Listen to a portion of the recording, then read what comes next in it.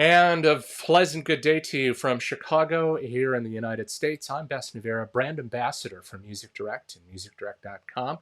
Good of you to join us wherever you may be. If you're checking us out on Music Direct's Facebook page, good to see you as always. What a great community of friends you are.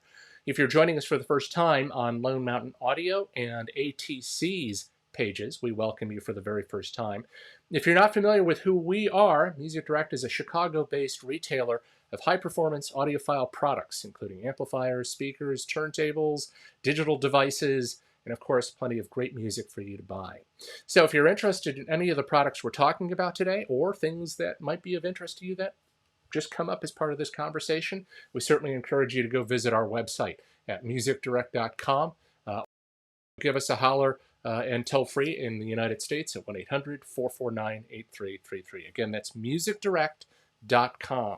Also, if you are part of this wonderful community and you want to know more about Music Direct, you want to know about how to get to hang out with us in the various chat rooms and whatnot, why not find us also on Instagram and Twitter? Just like us there and like us here and follow us here, because there will be plenty more videos and other interactive opportunities for you to share with us, including what you might be listening to these days. We want to know, because you never know. It might be something we like too. So we'll be happy to share your experiences along the way. So Conversations in the Listening Room is a program that we've developed to cover the subject of audio in so many ways, but even more so during this unusual time. As many of you know, around the world, a lot of us have been hunkered down. It hasn't been fun, but we've all been making the most of it. And along the way, many of us have been thinking about what's next. How do we engage ourselves? How do we make sure that we keep focuses on things that keep us happy? Well, namely, music and great gear is what we think of when we consider that operation. And in the case of our guest today, it's a lot to cover. I mean, the loudspeaker brand ATC is one of those brands that you really don't know too much about, but when you get done talking to us today, you're going to want to just scramble your way and check it out. ATC audio gear is used by everyone from leading recording engineers such as George Massenburg and Bob Ludwig to renowned artists such as Mark Knopfler and Jack White, to prominent studios over at Abbey Road and East West. Lone Mountain Audio founder Brad Lunde works to expand and support the iconic British brand. By extension, he helps listeners understand what makes UK-built ATC loudspeakers and components stand out from the competition. And I can definitely speak plaintively about that when many years ago, when they brought their speakers to our demonstration area in Chicago, one of the first things is, hey, we're not in our listening room. What the dickens is going on? So the next thing I knew is that they were running their amplifiers and an array of loudspeakers, including the Bookshelf SCM11, the 19 stand, floor standing speaker, and their wonderful SCM40s. And within minutes, I turned to my buyer, Aaron Wing, and we just looked at each other gobsmacked and said, well, we're done. We just felt that those loudspeakers were something to behold, something to really cherish. And it's really part and parcel to the great performance and sound quality of it, but also in part to the marketing efforts of our guest, Brad Lunde, who joins us from Nevada. Brad, hey, what's going on? How are you, Bess? Thanks for inviting me. Oh, it's a pleasure to have you here. And you know, when I think about your loudspeakers, I can only think about how you must have felt when you were listening to them as well for the first time. But I think there's also a deeper DNA, because you've been in this industry almost as long as I have. Our careers basically did a little bit of merging in the early 1980s during my first years of stint at the well-known retailer Pacific Stereo, for those of us who know it here in the United States. So it's an amazing how we have this great DNA, because you worked briefly for Parasound. But let's look at Brad Lunde, child of Wisconsin and Indiana at one point. Yeah, exactly. What happened to get you to this unusual place? What brought you to the industry that you now embrace big time? Well, it's a simple story, actually. I wanted to be a professional musician. I went to music school and I studied bass, and I wanted to do that to make a living. I played most of the bass clef instruments at the time, and I was desperate to become a musician like so many people. I remember telling my parents, saying, well, Mom, Dad, I want to move to California and be a rock star, like a lot of people said to their parents at that time.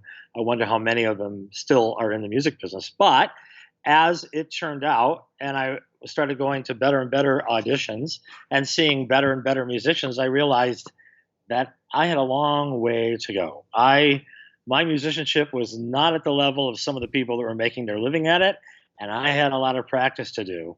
And I remember thinking, I was in a band, and I remember thinking, well, what could I do where I could make a living but still be connected to music? And so I happened to look through a newspaper in Milwaukee, Wisconsin, back in the classifieds, back in the days when you used to do it the old fashioned way to look for a job. And I remember seeing this stereo store advertising. So I went and applied for the job, got the job, and started working in a hi fi store at the very bottom level and learning the business. And I remember the first day I went to work there, it's sort of the idea of teaching your ears, right? And learning how to listen. I remember the first day they took me up into the high end room because they had a real high end room. We sold audio research, magneplaners, all kinds of Dahlquist DQ10s, Great American Sound, Phase Linear, all those old brands. And I remember being up in that room and them playing a phase linear amplifier and then playing an audio research amplifier and asked me if I could hear the difference. And I couldn't tell. It sounded the same to me. And I remember it was probably a year later, and I was up in that room doing a demo for somebody. And I remember walking in the room and the music was on because of my a partner of mine who worked in the store had been just finishing a demo. And I said, oh, I know what that cartridge is. I know what that preamp is. I know what that amp is. And you can just tell what it sounded like and know what was hooked up. It's kind of a crazy idea to think that you could learn to hear things that you didn't already know. I mean, some people say, oh, I'll never hear that. Well, you actually do learn to hear that. That's the skill mixing engineers and people that work in the record industry learn to develop. Yeah, that's always a wonderful thing to be able to have that kind of learning experience. Your combination of your desire to be a musician, taking what good points of what was going on in your life, and becoming even more entrenched into that time. So fast forward to the moment that you were turned on to ATC. Yeah. What was that experience like for you? Because I know Lone Mountain Audio, which is the North American distributor for ATC to audiophile shops like ours, is a sister company to your other unit, which is Trans Audio, if I remember, Trans Audio Group. Group, yep. So you crossed the divide from being a person steeped in pro audio, again, a little bit of the DNA from what you did with your musical roots and whatnot, and how you stay connected to that. But you also brought the idea of an ATC consumer loudspeaker into the forefront. So how does ATC come into this picture? Well, it was around 2001, I think, maybe 2002. The guys from ATC were at CES doing a demonstration. They had a room there. And they called me and asked if they could come over to my office and have a little meeting. Well, I had just started Trans Audio around, about 3 years before that. So I had this tiny little office in Las Vegas. And there were only two of us working there at the time, me and my sales manager and my wife, of course. And they came, and I remember they were sitting in my office in these two very uncomfortable chairs, these two Englishmen, right, sitting there from ATC saying, well, we were sort of thinking about maybe looking at a hi-fi distributor and be interested to know if you would be interested in looking at ATC. And I said, well, I don't really know a lot about ATC, but I tell you what, why don't you send me one and I'll check it out? And, I always, through the years, have learned that I like to follow people more than product, meaning that if the people are really good, the product is usually good too. And if the people are hustlers and just looking to make money, the product often has some flaws to it that I don't really care for because they've taken shortcuts. And ATC is an old-fashioned engineering-driven company that was started by one of the few people in the world left with the skill to be a transducer designer. So he isn't Mr. Marketer. He never was Mr. Marketer. He was an engineer who built drivers for a living. And, of course, that's a wholly scientific sort of pursuit and not something that's very sexy on the outside. but he built loudspeakers to sell his drivers. So that was kind of how I first met ATC. And then I remember taking that sample when I got it, maybe a month later. I took it out somewhere and I turned it on and I played. I'm trying to think of the record I played. I can't remember, but I remember playing this record and hearing all this stuff in the record I had never heard before. And I called up the factory and I talked to Bob Pauley and Billy Woodman about it. I said, well, I'm hearing these things that I didn't ever hear before in these records, and I'm wondering what your speakers are doing wrong. And they said, wrong? That's what the song really sounds like. We've just stripped all the distortion out of the loudspeaker so you can actually hear what the source sounds like. So that was sort of the beginning of the whole thing. That's a great story. It's almost akin to how I reacted, and you saw the look on my face Yeah. as Yeah. I'm sitting there and listening to a track and going, there's something incredibly wrong here. I'm not sure what it is, but I'm going to find out. And I think that's what probably allowed me, after you left the samples and stuff for a few weeks for us to do. I have one of those things where I have to be able to prepare our listening rooms and get everything set up for training sessions, whether it's through you, your colleague Chris Newman, and the rest of the team over at Lone Mountain. And I remember setting up the 40s and had the place all to myself.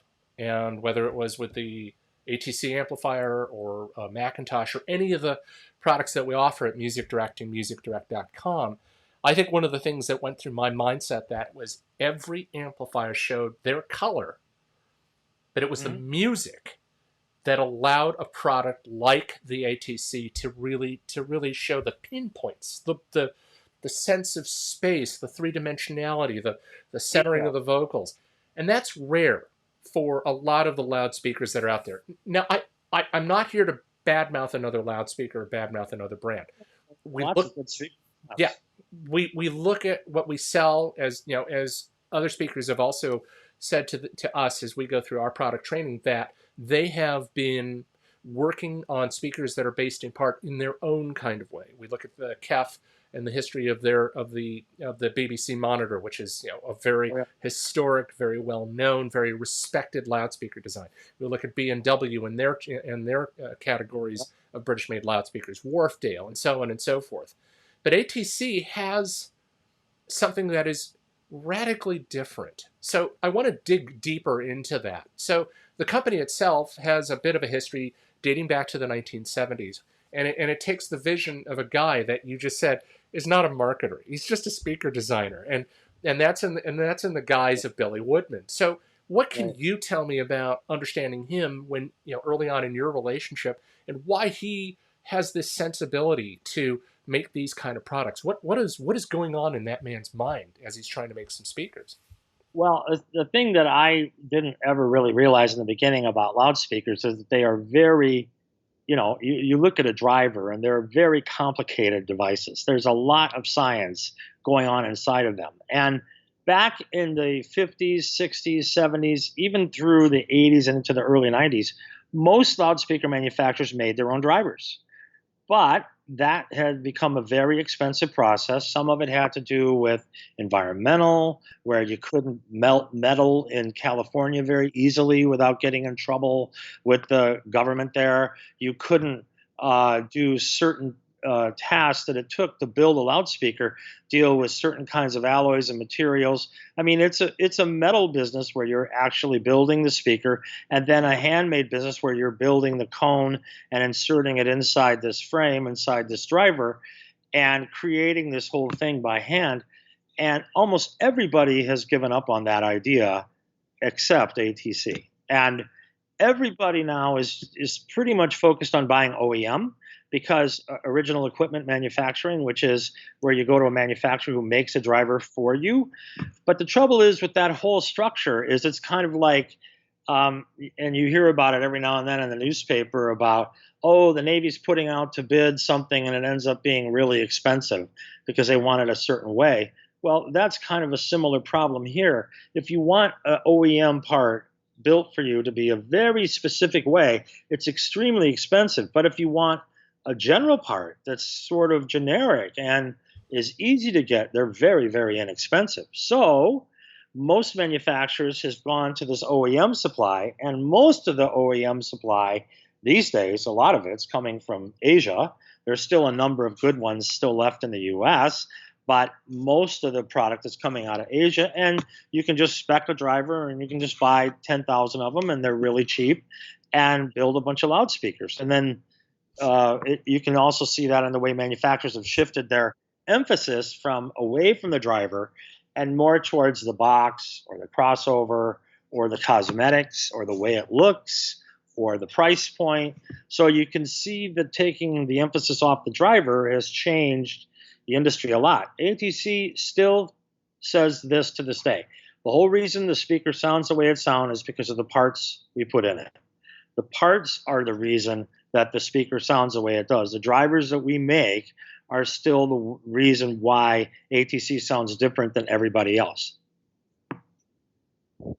So let's look at some of these products. You before we went on the air, you wanted to do some nice little show and tell. So one of the big things that I have to understand and had to understand when we got to carrying the line is, how does it make that wonderful sense of spaciousness in sound? How does it create that very unique, almost three-dimensional kind of like shimmy when you're listening to it, knowing full well that these are speakers that have a DNA so that studios around the world, we mentioned East West, Abbey Road, use these products so that they give the end user the same level of accuracy and the same level of focus. So where does it begin? Where does that happen in the speaker design?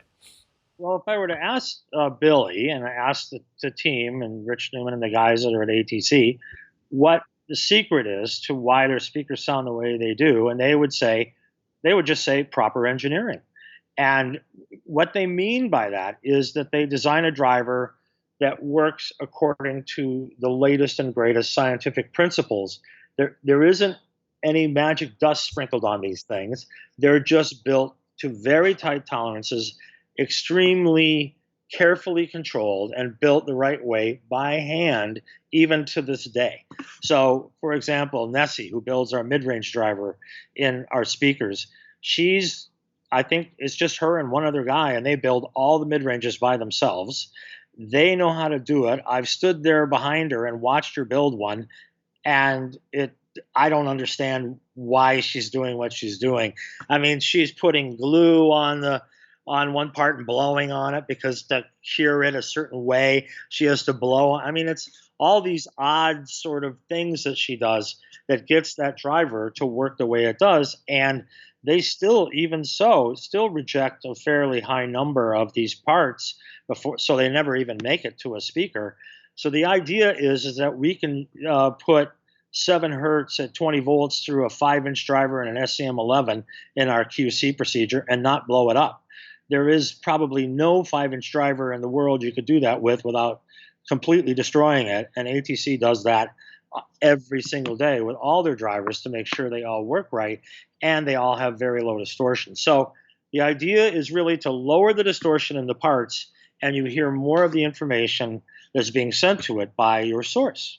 Yeah, that's pretty intense. So delving even deeper, crossing the divide between professional grade and audiophile grade and or consumer lines. You spoke briefly about them coming to you and saying, hey, going on. You talk about your own experiences, but and just moments ago, the speaker designs, including the great example of the mid-range, is there any, can we safely say that there's some differentiation between the pro line to satisfy that audience and the consumer line and still give it that kind of relative range of performance? Yeah, there is some small variations between a couple of models, but in general, like once you get to the 50 for consumer and the 50 for pro sound virtually identical. The difference is the cabinetry involved and how we make it look. For pros don't care about cosmetics. They just want it to be a functional tool that they can haul around, and they're probably going to beat the heck out of it. And, we had a ATC 50 that was in here the other day that I think was shipped in 1987 or 88 to the US, had all the older parts in it. It came in, we were able to service it, bring it right back up. We were able to upgrade it, put new parts in it. Sounded like a brand new loudspeaker. It was unbelievable. So ATC is pretty well stuck to a formula of just working with these same parts, trying to refine them, and then trying to make the best speaker they can and making them look as good as they can for home and making them look as utilitarian as possible for pro. So the major difference is kind of the way people use them, not the sonics so much. We don't think that the consumer should have less access to great sound versus what goes on in the recording studio. It wasn't that long ago, seems like it was just a short time ago, that Tom Petty, who his mix guy always has used ATC, and they've used ATC to build almost all the Tom Petty records.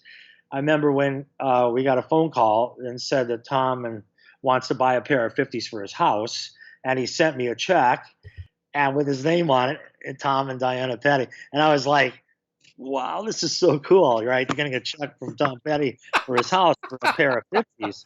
And he wanted, and the idea is really simple. He just wanted to hear the way it sounded in the studio. And that really embodies kind of ATC's thoughts, where there are some music lovers that want to hear it so it sounds the most beautiful it can sound. But ATC customers have a tendency to focus on wanting to hear it the way it really was. So when they're listening to a record through a pair of ATCs, that's what it sounded like in the studio when they were making it. That's the way the artist heard it. That's the way they created it. And that's the way it was meant to be. So that has been ATC's position for all along, is let's just present the real thing, warts and all, errors and all, so that the customers out there in the world can hear it the way it really is. So not that we want to cause people to run straight over to musicdirect.com and order a whole bunch of loudspeakers from ATC. Let's put a little drool factor into this conversation. Sure. We mentioned earlier that this is the token loudspeaker for great musicians, great studios. Of course, you mentioned the late, great Tom Petty and Right. your drool moment as you saw the check, of course. But Yeah, right. what artists have been among the cognoscenti that have been using it of late? Who's been really sort of been drawn to these loudspeakers and just saying, no, I want them? You know, is it the David Gilmours of the world? Is it the the Sure. others of our time?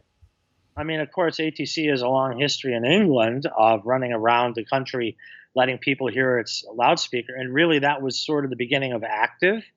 And ATC and Genelec were probably the first two companies to work hard on active in the early 80s and have been doing it ever since. And when Pink Floyd got to hear, I think, the first pair of ATCs, they immediately ordered some. And I know a lot of Pink Floyd fans who know about the Astoria boat. That's all ATC loudspeakers in there. Those were custom made for ATC by ATC for that boat. And they've continued to supply people like that. This recent Pink Floyd release was all mastered on ATC. Roger Waters, whenever he comes to the U.S. and premieres a new record, I always loan him loudspeakers, ship him loudspeakers off the factory, always supports him directly because he's been an ATC fan for years. He always uses ATC 150s.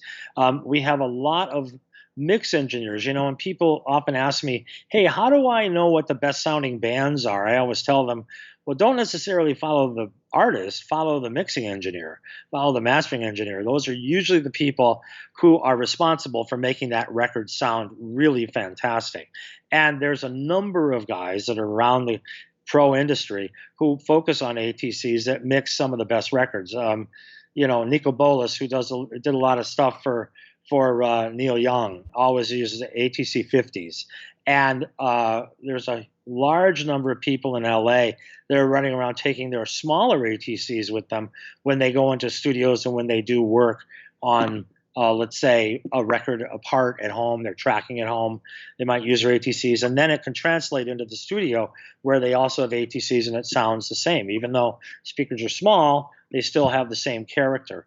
I remember when Joe Ciccarelli, who's a well-known mix engineer, did he did. I think he had his first experience with ATC. He was in the middle of doing White Stripes at Blackbird, and Blackbird Studio down in Nashville is perhaps the ATC's best overall customer in the country in terms of the number of rooms they have.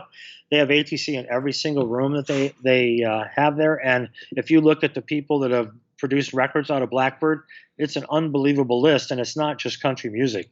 It's a lot, like Jack White at White Stripes is a good example. There's a lot of artists that have worked at Blackbird and recorded things there. There's a tremendous number of people that have worked in these studios that are dependent upon ATC. And of course, we see sales to those artists as a result of that. We get all kinds of different sorts of artists, from classical people. I remember I sent ATCs out to WGBH in Boston. They used them for the Boston Symphony all the time because they wanted to hear it. I remember when Disney Hall was created in LA, they were looking for a loudspeaker that didn't sound like a PA, that sounded like the real instruments, and they bought an ATC system to sit on the stage to reinforce the orchestra when it played at Disney Hall. And then, of course, Disney Hall is quite a good sounding room, so you didn't want a loudspeaker that would destroy the acoustics of the room. And then you have a lot of other people who have found their way in, and of course, a lot of the pro guys will say to me, "Don't tell anybody I'm using ATC." And I'll say, "Well, why not?" And they say, "Well, that's my secret weapon.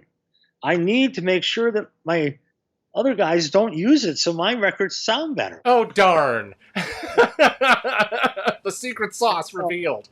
I think Kravitz has used it for a long time, and of course, all the people that he's worked with over the years, he's been a great supporter and is a great artist and has used ATC in all of his rooms, all of his studios around the world. So it's great to have that support from people that really know what's going on.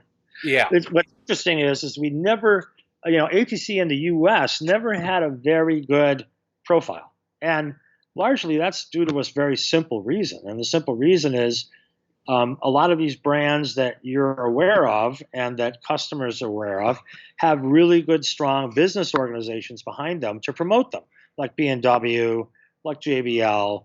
These companies had a big team of people that would help. Well, ATC's a small company over in England, and basically they just hire somebody in the U.S. to import their speakers, and they're not here. I mean, they're not here running around doing demos. They're over there building loudspeakers. So sometimes brands become visible or not visible because of the people that work for them here in the U.S. So we took over ATC about 4 or 5 years ago and have been working at it steady. And fortunately, Music Direct was one of our first bigger customers.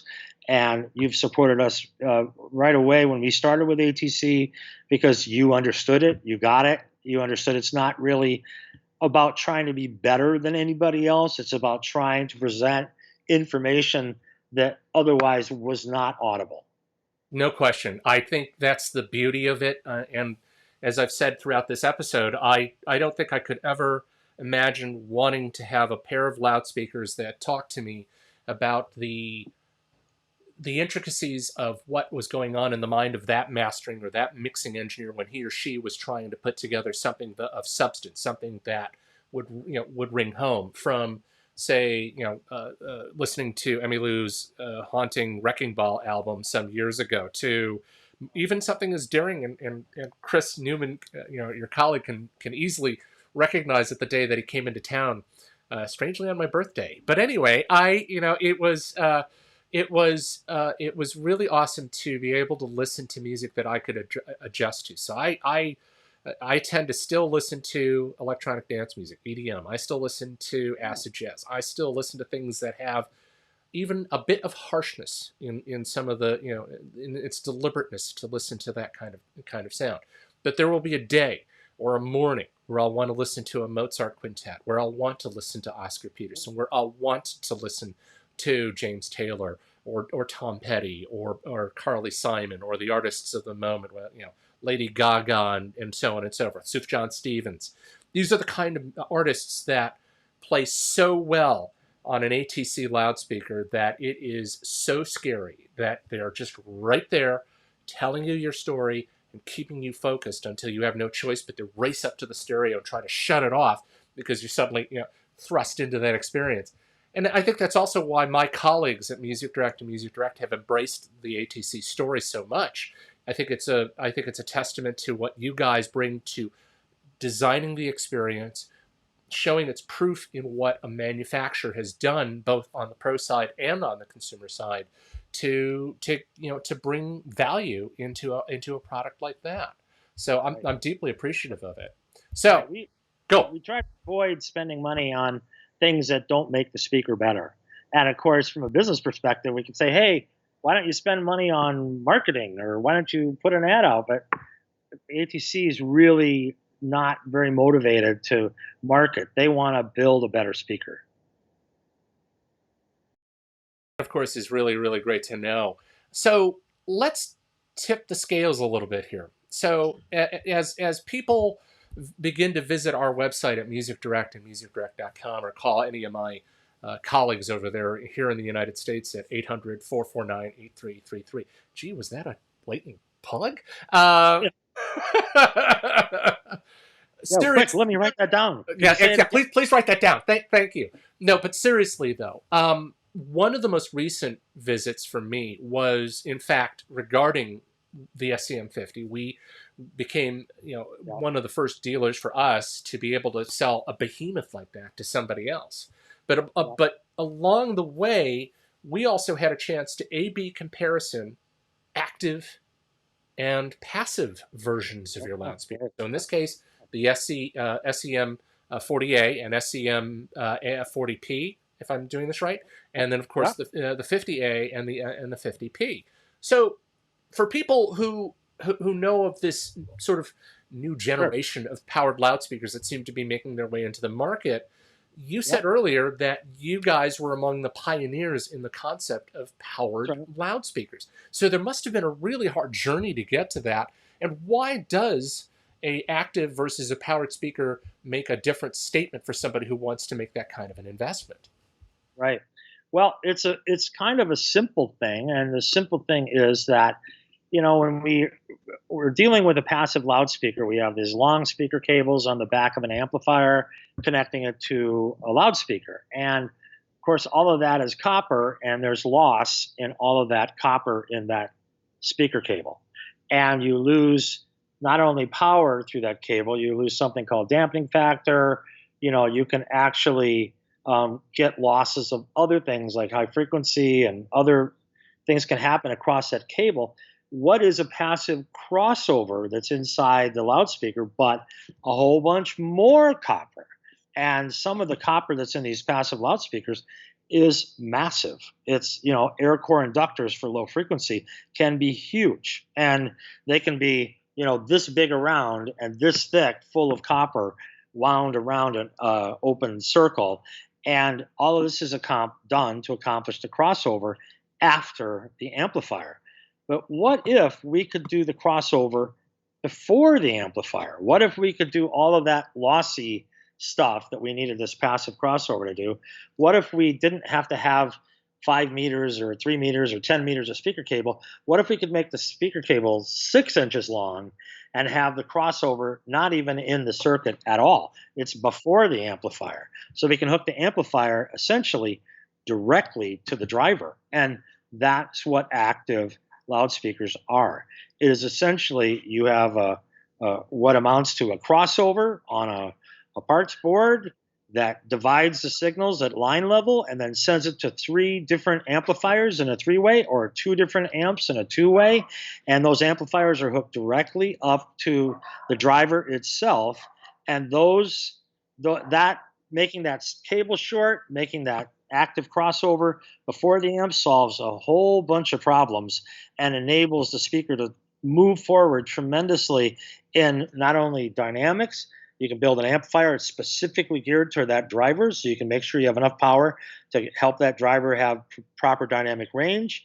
And you can eliminate all the losses between amplifier and driver and maximize the amount of power that's delivered to the driver. And in general, step up the quality of the playback tremendously. We've done demos, as you got to hear, at trade shows where we had a passive and an active right next to each other, and people will say, well, how could they be different? And when you AB them, you can hear it dramatically.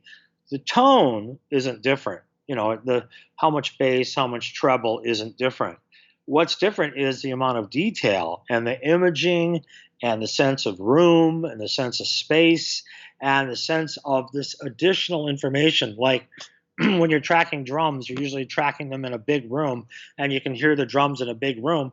Well, distortion in a driver can cover a lot of that detail up. As you remove distortion, more and more of that detail begins to become apparent and becomes audible. By using an active system, we can step up significantly and hear even more information that relates to imaging, detail, and dynamics. Yeah, and that's really I think a very solid bonus for those of us who are looking for that. I mean, we as a number of other speaker manufacturers have attempted to, some better than others, to create that one piece box for that individual who wants to enjoy great audio. I think one of the things that I have found in listening to the SCM40 in particular in the active version is there seems to be a much more graduated punch to the music. There's a lot more of the dynamic, slam that needs to be felt. Some speakers that I've listened to that claim that they've got it all, all in the game, are lacking in certain fundamentals, lacking in certain areas of tone, and you can almost feel like the horsepower is kind of like trying, desperately to appease a certain audience, whether it's digital or analog or a combination therein. Additionally, what I like about the actives in the ATC category is they're not steeped in technologies like bash or other unique powered paradigms that promote efficiency to just make sure that the speakers are moving air. Okay, again, not a bad thing. It's just a difference of design technology. But I think in the case of the ATC, what you get from that historic listening experience, whether it's again the types of recordings that you and I have shared, in conversation here, we get the continuation of the realism of what it is that brings you and me to listen to music, and you stay focused with it. You stay immediately engaged with it, and I think that's really one of the great selling points for anybody who is thinking, I can't handle another big brick sitting there in my listening room. Can you please produce me something that gives me that kind of focus and accuracy while still giving me a pair of loudspeakers to truly appreciate? And that definitely is the scene in the active. Now, on the defense of the passive, and you can certainly chime in on this, the passive speaker, which is what brought our relationship together, is the kind of speaker that allows a tunability to something. So if you are running it, as I said, to a Macintosh, as we sell, if you run it to one of our reference Yamaha pieces, if you do it on a Luxman, if you do it on a Marantz, if you do it on, even Cambridge Audio with their latest generation products, there is enough of an authority, enough of a impedance management to give these speakers a run for the money. And if that wasn't enough, in the case of the 40 and the 50, if I remember correctly, these are tri-wired. So every terminal covers the the tweeter, the mid range, the bottom end, and you can slice and dice the the settings as you see fit. So if you wanted to bi-amp, tri-amp, if you just wanted to run it full range with a good set of jumpers, this is a speaker to think about. Yeah, well, I'm glad you brought that up because ATC does make passive versions of almost all their loudspeakers because we are aware that some people just love their amps or they want to be able to switch out amps. So we do make them available in passive versions. And as I said before, you don't lose the quality of the loudspeaker.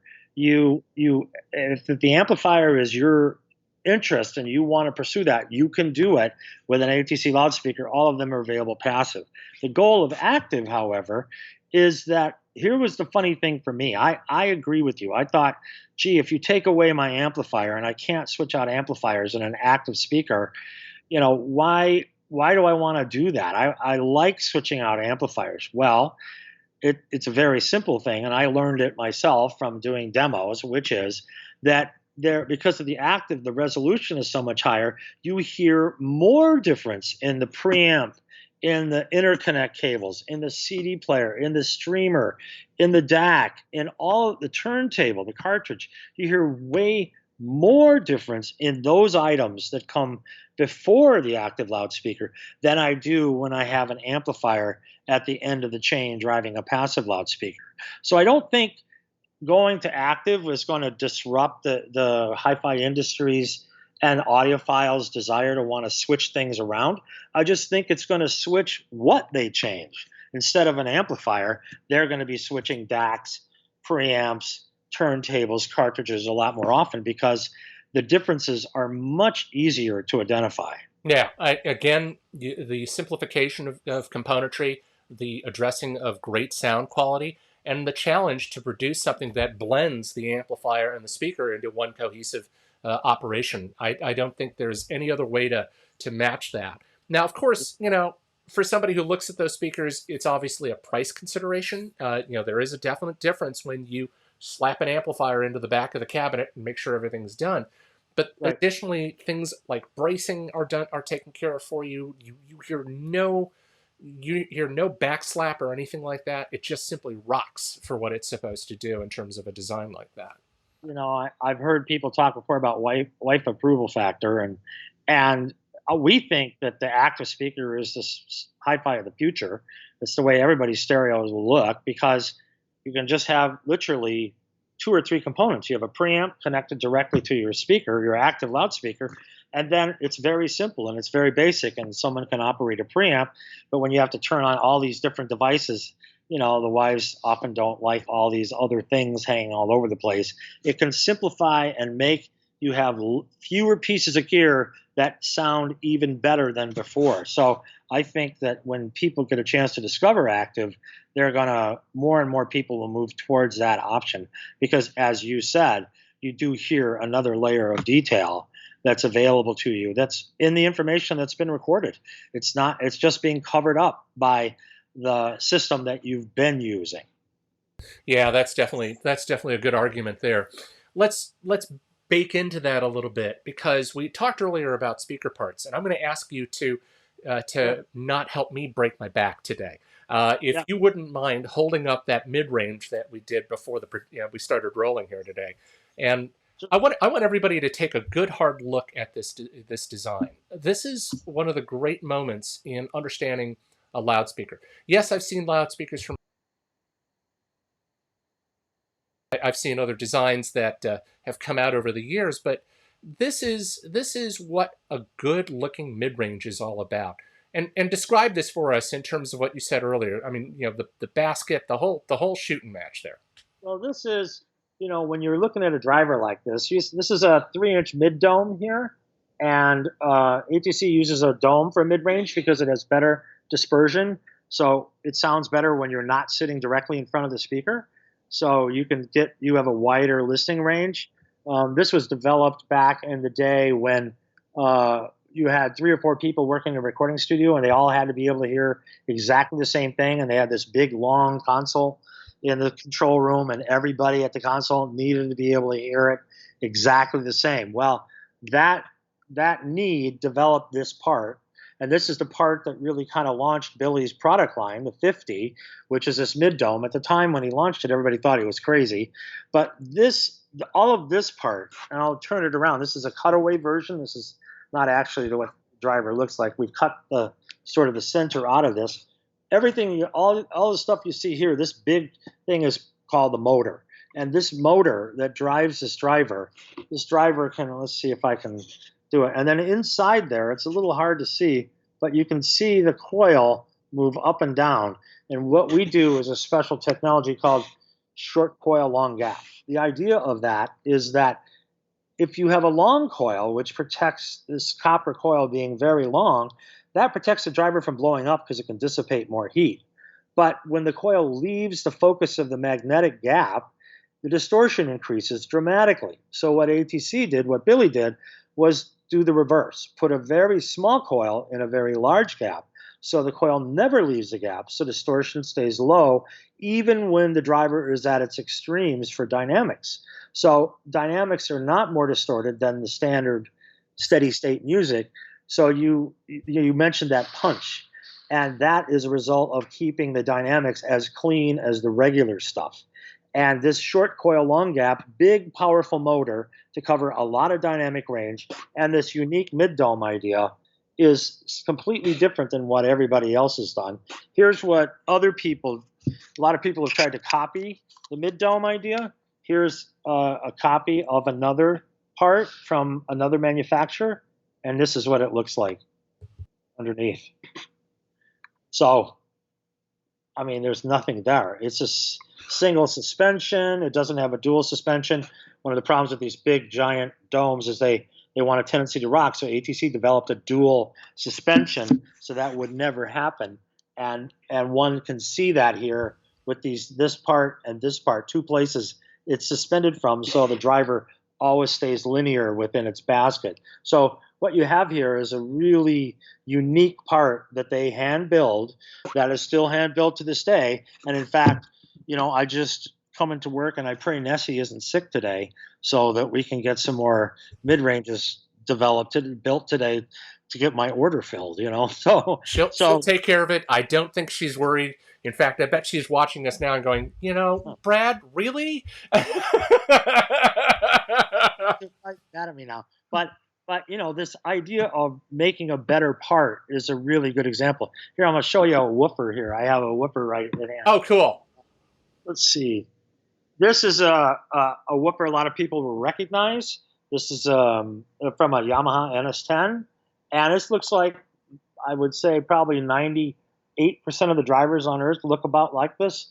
This being the magnet, the motor part, and you can see it's a stamp frame. It's not very expensive to build. It's been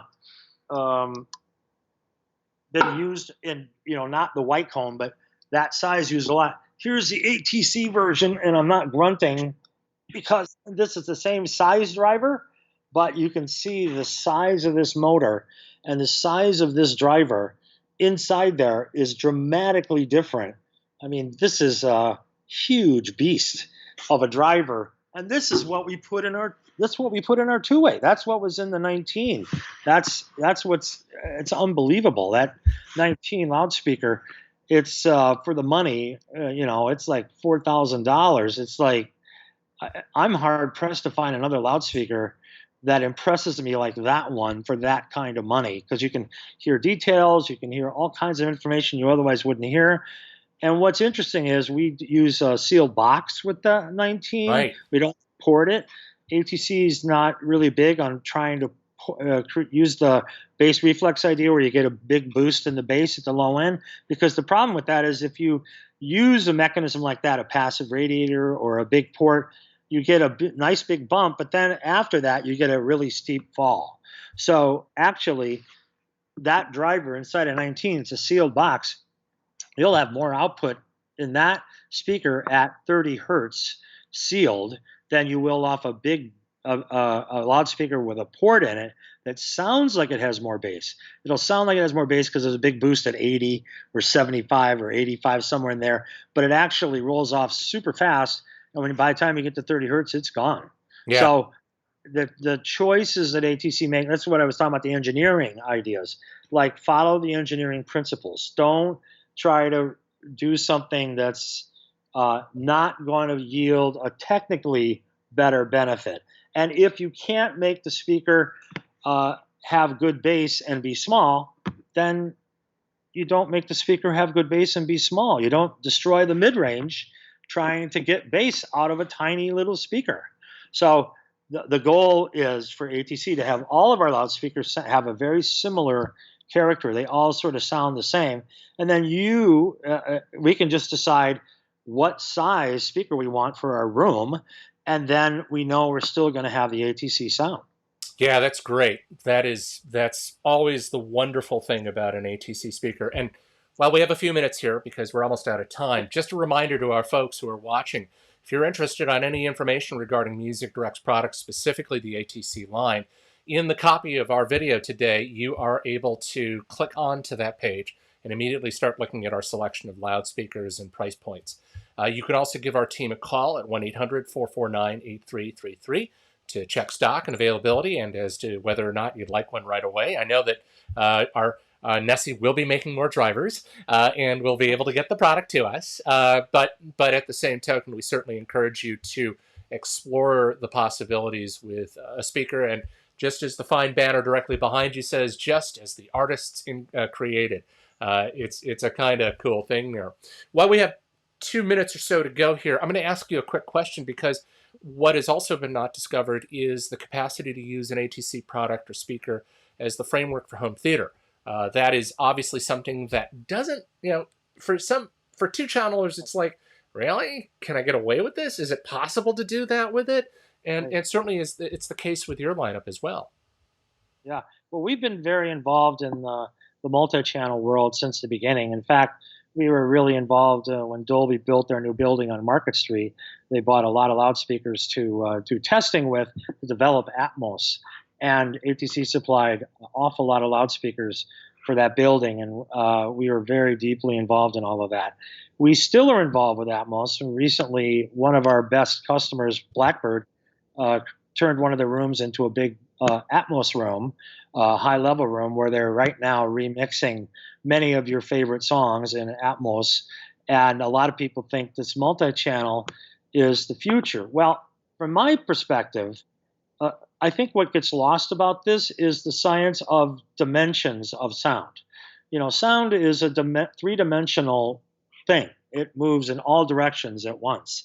And when we're standing out listening to a concert, we're not only hearing the sound from the stage, we're hearing the sound from the sides, we're hearing what comes behind us. That's what makes it sound alive. That's what makes it sound real, is this three-dimensional nature of sound that can move vertically, horizontally, and back and forth. So when we have a two-channel system, we have two speakers, we really are only covering sort of one dimension, the left to right sort of horizontal dimension. When we move to 5.1, when we have a pair of rear speakers, we now can talk about covering front to back as well as left to right. So now we have two dimensions. So now that, when it's set up properly, can sound really good, but the problem is a lot of people don't set it up correctly. They put the speakers at odd angles, or they're not equal with the front speakers, or they're different heights.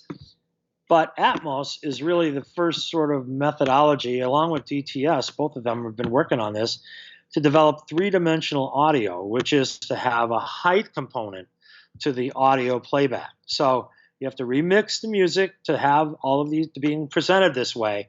But I've sat in that room now, and we went down there and launched that new studio at NAMM here this past year.